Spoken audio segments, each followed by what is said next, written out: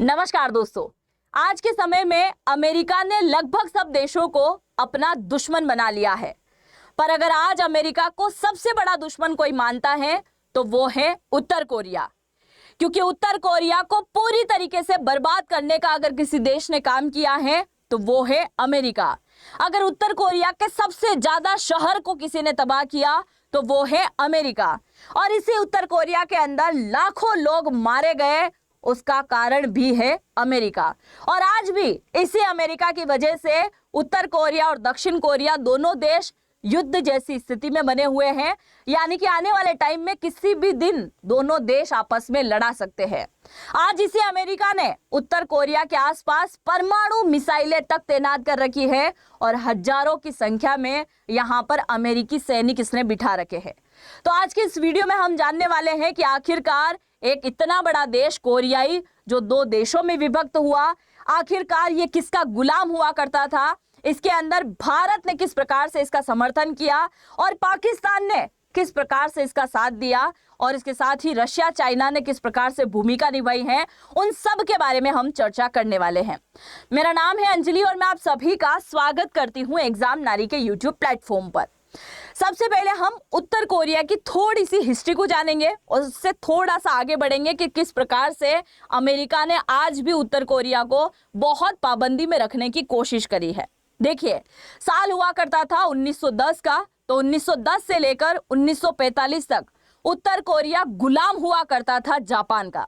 आप सभी जानते हैं कि 1947 तक भी भारत गुलाम हुआ करता था इनका, अंग्रेजों का। तो उसी प्रकार से जापान के लोग जो है गुलामी में रखा करते थे किसको? उत्तर कोरिया के लोगों को। 1945 में क्या हुआ आप सभी जानते हैं कि 1939 से लेकर 1945 के बीच में सेकेंड वर्ल्ड वार हुआ और सेकेंड वर्ल्ड वार के दौरान लगभग सब देश अमेरिका के सामने झुक गए, पर जापान झुकने का नाम नहीं ले रहा था। और उसी वजह से अमेरिका ने क्या किया?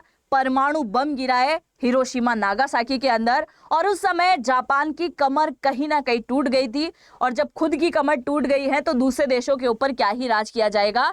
अंततः 1945 के अंदर आजादी मिली कोरिया को, और उस समय कोरिया अब बनने जा रहा है दो देश। यानी कि एक समय में केवल ये कोरिया हुआ करता था, पर यह बन गया नॉर्थ कोरिया और यह बन गया साउथ कोरिया आजादी के बाद। आप सभी जानते हैं कि 1947 में भारत को आजादी मिली तो भारत भी दो भागों में डिवाइडेड हुआ। एक भारत बना और एक बन गया पाकिस्तान। पाकिस्तान के टुकड़े से फिर बन गया बांग्लादेश। तो यहाँ पे भी ऐसे ही हुआ, उत्तर कोरिया और दक्षिण कोरिया बना। और उत्तर कोरिया और दक्षिण कोरिया बना, उसके पीछे का रीजन है अमेरिका, सिर्फ और सिर्फ अमेरिका। अब आप देखिए, दक्षिण कोरिया के जो लोग हैं उनको पूरी तरीके से समर्थन करता है कौन? अमेरिका। और उत्तर कोरिया की अगर हम बात करें तो उत्तर कोरिया को उस समय में समर्थन कौन करता था? वो करता था रशिया और चाइना। तो 1948 के आते आते ये देश दो भागों में डिवाइडेड हो गए और इन दोनों के दो लीडर भी चुन लिए गए। एक तरफ देखिए किम इल सुंग की सरकार बनी, जो कि तानाशाह की यहां से शुरुआत हो रही थी और इसकी पूरी तरीके से मदद कर रहा था रशिया और चाइना, जिसके अंदर कम्युनिस्ट तानाशाही सरकार बनी और इसका नामकरण हुआ उत्तर कोरिया।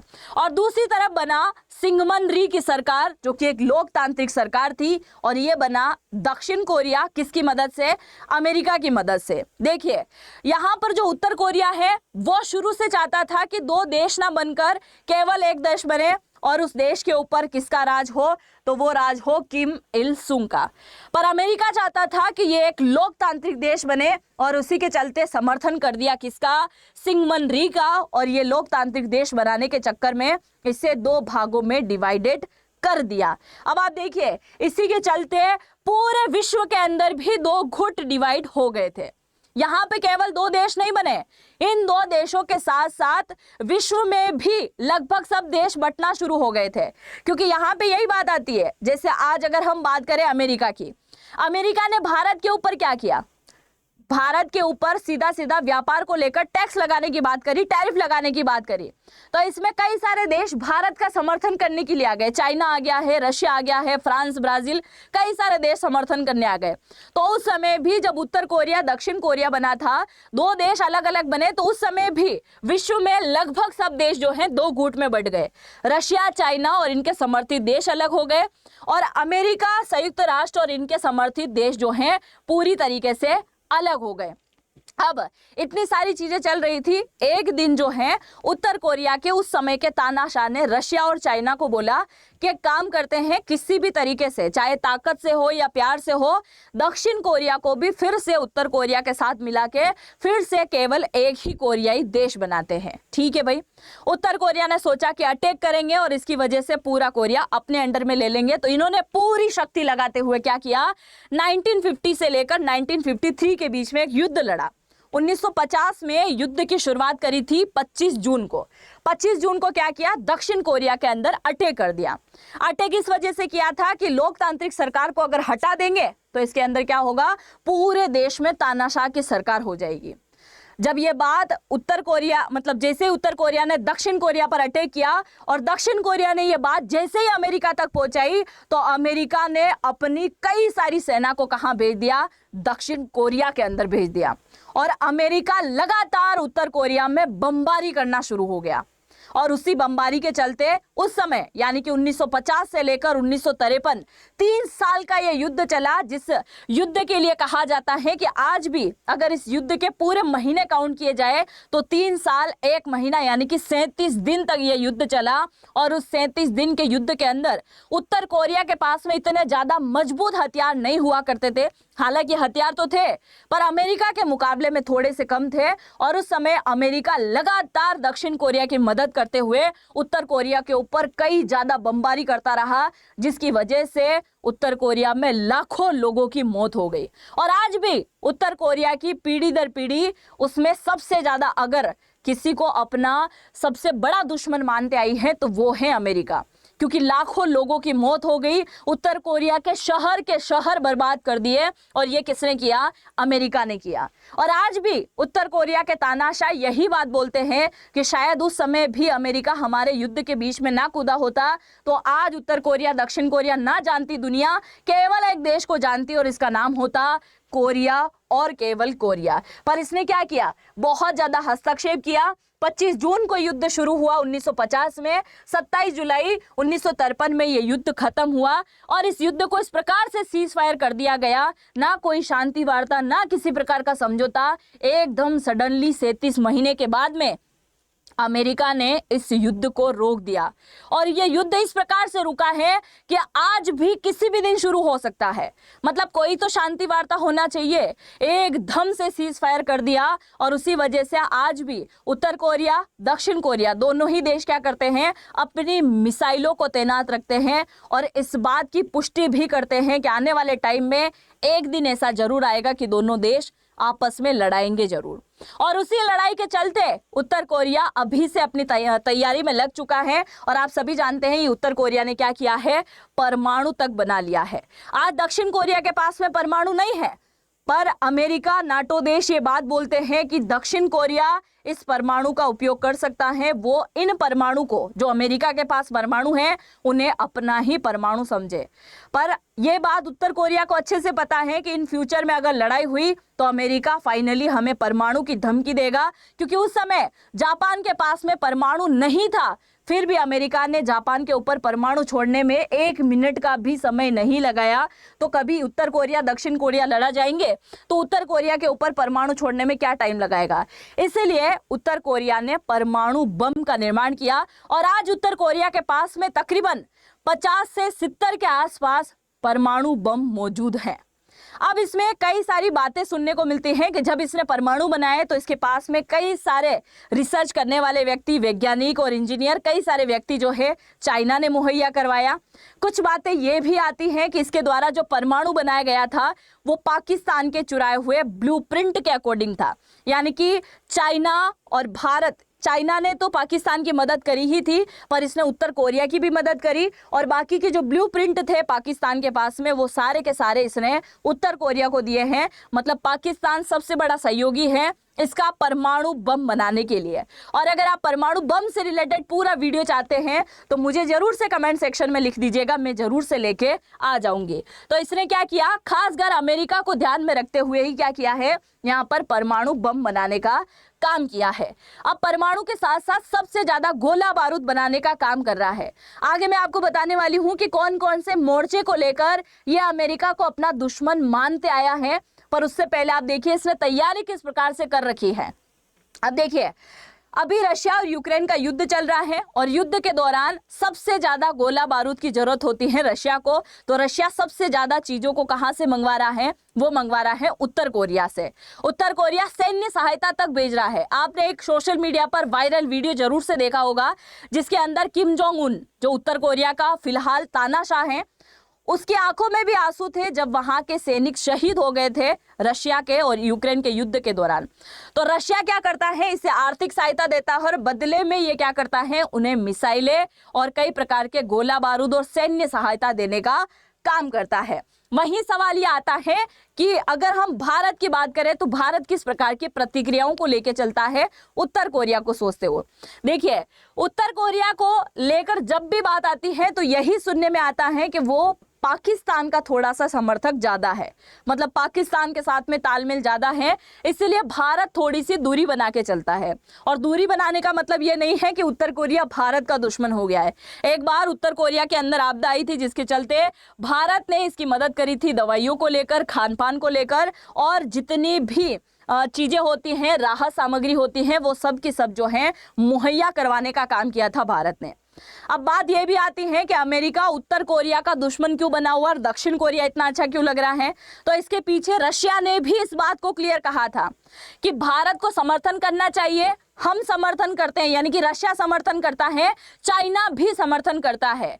और अगर उत्तर कोरिया दुश्मनी खत्म कर ले और अमेरिका यहां पर आके सैन्य अड्डा बनाए तो एशिया के अंदर जो 49 कंट्रीज हैं उसमें से केवल एक कंट्री है दक्षिण कोरिया, जिसके ऊपर अमेरिका ने पूरा आधिपत्य जमा रखा है। और अगर यहाँ उत्तर कोरिया दक्षिण कोरिया दोनों की दुश्मनी खत्म हो जाए और ये भी अगर अमेरिका की तरफ झुकाव रखे तो इसमें सबसे बड़ा खतरा एशिया के देशों को है, किसी और देश को नहीं है। और यहाँ पर अमेरिका बहुत अच्छे से समझता है, तभी तो वो दक्षिण कोरिया के साथ में तालमेल बिठाकर चलने की कोशिश कर रहा है। आगे देखिए सैन्य सहयोग की बात करें तो मार्स में प्रोडक्ट करने का, मतलब प्रोडक्शन करने का काम करता है उत्तर कोरिया। उत्तर कोरिया आज के जमाने में सबसे ज्यादा गोला बारूद बनाने के लिए फेमस है और गोला बारूद इतना ज्यादा बनाता है कि वो बार बार किसको देने का काम करता है, ये देता है रशिया को। और आप सभी जानते हैं कि रशिया फिर क्या करता है, यूक्रेन में जो है पूरी तरीके से उनकी हवा निकालने का काम करता है। अब हम बात कर लेते हैं आप सभी के फेवरेट किम जोंग उन के बारे में। किम जोंग उन के बारे में आप सभी जानते होंगे, पर आज के इस वीडियो में हम जो बातें करने जा रहे हैं उसमें थोड़ा सा आपको हंसी भी आने वाली है, सुनिएगा जरूर। किम जोंग उन की हम बात करें तो 2011 से उत्तर कोरिया की तानाशाही की गद्दी पे विराजित हुए और जब से ये गद्दी पे बैठे हैं अमेरिका को जलाने में कोई कसर इनके द्वारा नहीं छोड़ी गई है। अब देखिए जैसे ही ये राजगद्दी पर बैठे सबसे पहला काम इन्होंने किया, उत्तर कोरिया के अंदर एक आदेश दे दिया कि आपको ऐसी मिसाइलें बनानी है जो मिसाइल सीधा कहां जाए, अमेरिका के ऊपर वार कर सके, यानी कि अमेरिका को निशाना बनाने के लिए अमेरिका तक लंबी दूरी पर जाए ऐसी मिसाइलें बनाने का आदेश दिया। और यहाँ के साइंटिस्ट ने कर भी दिखाया है ना, यहाँ के वैज्ञानिकों ने कर भी दिखाया है। यहाँ की जो विभाग है उसके द्वारा एक इतनी अनोखी मिसाइल बनाई गई थी 2017 के अंदर जो कि सीधा टारगेट कर सकती है अमेरिका को, यानी कि उत्तर कोरिया के तानाशाह वहीं बैठे बैठे अगर एक मिसाइल भी चला दे अमेरिका के ऊपर तो अमेरिका को फोड़ सकता है। हालांकि अमेरिका भी रिटर्न हमला करेगा क्योंकि उसके पास तो कई सारे परमाणु हथियार है। खैर इसने सबसे पहला काम करवाया मिसाइलें बनवाने का और दूसरा काम इसने किया न्यूक्लियर को लेकर कि जितने न्यूक्लियर अभी बन चुके हैं बनाओ, आगे जितने भी बनाने हैं बनाओ। तो लगातार ये 2011 से 2025 तक क्या कर रहा है, लगातार न्यूक्लियर पर और मिसाइल बनाने पर, यानी कि मिसाइलें और न्यूक्लियर अगर सबसे ज्यादा किसी समय में बनी है तो वो किम जोंग उन के समय में बनी है। और उसी चीज के चलते अमेरिका के जो राष्ट्रपति हैं डोनाल्ड ट्रंप, उनको पता चला कि भाई किम जोंग उन जो है बहुत ज्यादा मिसाइलें और न्यूक्लियर बनाने का काम कर रहे हैं, और इसी वजह से अमेरिका के राष्ट्रपति ने किम जोंग को क्या नाम दिया, रॉकेट मैन नाम दिया। और जैसे इनको रॉकेट मैन नाम का पता चला कि मेरा नाम ऐसा रख दिया है, इसीलिए इन्होंने अमेरिका के राष्ट्रपति को क्या कहा, मानसिक रूप से तनावग्रस्त सनकी बुढ़ा कह दिया। किसको कहा, अमेरिका के राष्ट्रपति को कहा। अब किम जोंग उन के माइंड में अगर आज सबसे बड़ा कोई डर है तो वो केवल एक डर है कि कहीं अमेरिका इनकी सरकार को ना गिरा दे, क्योंकि सरकार गिराने में अमेरिका बड़ा माहिर है। एक बार पहले भी इसने इराक की सरकार गिराई थी। ये फोटो आपको दिखाई दे रहा है, यह है इराक का सद्दाम हुसैन, इसकी सरकार गिरा दी थी अमेरिका ने। ये व्यक्ति आपको दिखाई दे रहा है जो कि लिबिया का व्यक्ति है और इसका नाम है गद्दाफी। इसको तो मौत के घाट उतार दिया था अमेरिका ने। तो जब इनकी सरकारें पलट सकता है तो अमेरिका इनकी सरकार क्यों नहीं पलट सकता। तो सरकार की वजह से थोड़ा सा डर का माहौल यहां पर रहता है। दूसरा, उत्तर कोरिया के मन में डर बिठाने के लिए अमेरिका ने क्या किया है, ये आपको दिखाई दे रहा है नॉर्थ कोरिया है ना, ये उत्तर कोरिया और ये है साउथ कोरिया यानी कि दक्षिण कोरिया। इसी दक्षिण कोरिया का बड़ा सहयोगी बनता है अमेरिका, और इसी के चलते 28,000 से ज्यादा सैनिक यहाँ पर बिठा रखे हैं अमेरिका ने। भाई इतना बड़ा कैसे सहयोगी तू बन रहा है कि अमेरिका के 28,000 सैनिक तो केवल साउथ कोरिया के अंदर बिठा रखे हैं। अब यही नहीं, आगे जरा और भी सुनो, 28,000 सैनिक तो यहाँ बिठा रखे हैं, और इसी से थोड़ा सा आगे है जापान। जापान के ऊपर ही बम गिराने वाला ये है, जापान की कमर तोड़ने वाला भी यही है, और आज जापान का सबसे बड़ा सहयोगी भी यही बना हुआ है। जापान के क्षेत्र में जितने भी जहाज चलते हैं उन सभी जहाजों के ऊपर मिसाइल डिफेंस सिस्टम को तैनात कर रखा है इसने, अमेरिका ने, उत्तर कोरिया के लिए। और इसके साथ साथ यहाँ पर परमाणु हथियार तक लगा रखे हैं। आप जरा समझिए, उत्तर कोरिया को सबक सिखाने के लिए साउथ कोरिया में भी परमाणु और जापान के अंदर भी परमाणु सिस्टम लगा रखे हैं। किसके द्वारा, इसी अमेरिका के द्वारा। और आप देखिए कि भारत कितना दूर है, ये रहा भारत, यहाँ पर पड़ता है भारत, तो इतनी दूरी पर ये यहाँ पर रहता है, क्या नाम है, उत्तर कोरिया और दक्षिण कोरिया। अब दूसरी बात यह भी है कि उत्तर कोरिया ने कई बार ये स्टेटमेंट दिया है कि अमेरिका लगातार हमारी घेराबंदी करने की कोशिश करता है, और आज हमें जिन स्थिति में इसने पहुंचाने का काम किया था, आज भी हम दोनों देश एक होने की कोशिश कर भी लें पर यह अमेरिका हमें एक नहीं होने देगा, और आज भी हमारे यहाँ पर शांति कायम नहीं हो पाएगी इसी की वजह से। क्योंकि हम आर्थिक विकास करने की कोशिश करें, किस प्रकार से करें, क्योंकि इसका माइंड केवल एक ही बात को लेकर चलता है कि किसी भी प्रकार से एशिया के अंदर भी अमेरिका का दबदबा बने, और उसके चलते वो सबसे ज्यादा उपयोग कर रहा है दक्षिण कोरिया का। अगर दक्षिण कोरिया अमेरिका की बातों में ना आए तो आज भी दोनों देश एक हो सकते हैं। हालांकि यहाँ पर युद्ध की स्थिति है और आज नहीं तो कल ये फिर से लड़ाने वाले हैं। आप जो भी सोचते हैं उत्तर कोरिया को लेकर कि भाई उत्तर कोरिया यहाँ पर सही है, अमेरिका यहाँ पर सही है, दक्षिण कोरिया सही है, या फिर रशिया चाइना सही है, क्योंकि रशिया चाइना ने हमेशा अगर किसका सहयोग किया है तो इन्हीं का किया है। इनका पता है ना आपको, किम जोंग उन अगर कहीं घूमने के लिए भी जा रहे हैं किसी देश के अंदर तो एक तो नकली डुप्लीकेट रखेंगे जो कि दूसरे देशों के अंदर भेज देंगे।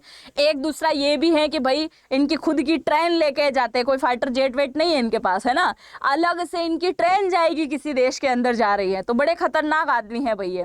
बाकी इनको लेकर आप क्या सोचते हैं और क्या सोचते हैं जरूर से कमेंट सेक्शन में मुझे लिख दीजिएगा। और इसके साथ ही अगर हम बात करें, आप मुझे कहीं फॉलो करना चाहे तो अंजलि वॉइस के नाम से मेरी आईडी मिल जाएगी। आप मुझे टेलीग्राम, ट्विटर, फेसबुक, इंस्टा जहां पे भी फॉलो करना चाहें आप मुझे कर सकते हैं। और अब हम बात कर लेते हैं आपके काम की। इनमें से किसी भी आपकी फेवरेट कंपनी जैसे L&T हो गया है, पेटीएम हो गया, फ्लिपकार्ट हो गया है, सैमसंग हो गया, माइक्रोसॉफ्ट, जियो डिजिटल्स, गूगल्स, जो भी आपकी फेवरेट कंपनी है, अगर इसमें आप नौकरी प्राप्त करना चाहते हैं तो आपके सामने बहुत ही शानदार सुनहरा मौका है।